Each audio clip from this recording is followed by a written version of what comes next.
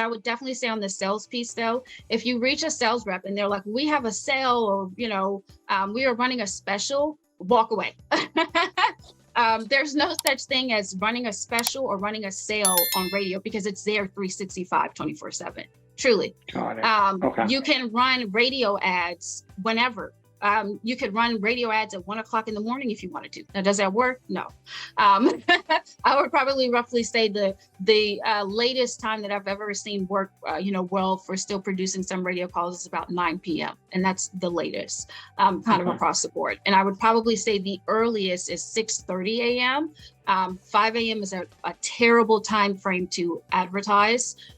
Really, for anyone. No one's mentally truly awake, and you don't want people trying to call you at 5:30 in the morning, wanting to have a conversation about selling their home as well. They're probably not awake, nor are you. But a sales rep's not going to say that to you either.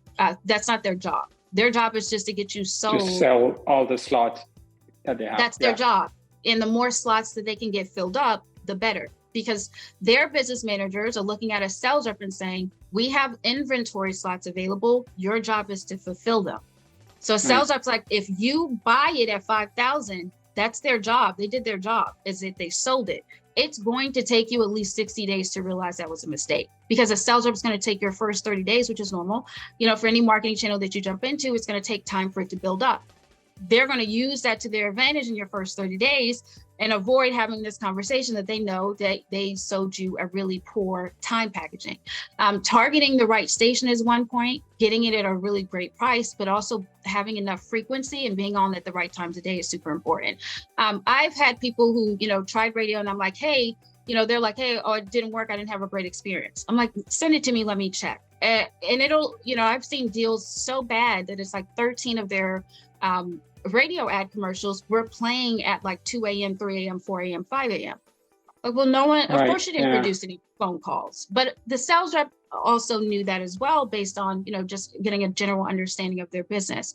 But I would definitely say, in terms of like real estate investing, sales reps still have a very hard time slightly comprehending how it works on this side.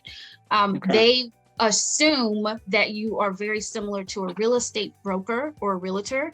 And that is roughly the data batch that they put you in. So they'll say, oh, you work in real estate? If I had $1 for every time I've heard, I know a little thing about real estate, I would retire. They all use that phrase. If you say, hey, I own a real estate company, I do X, Y, Z, they're going to say, hey, I have experience with this. I've done it. Or I've done a little bit of real estate myself.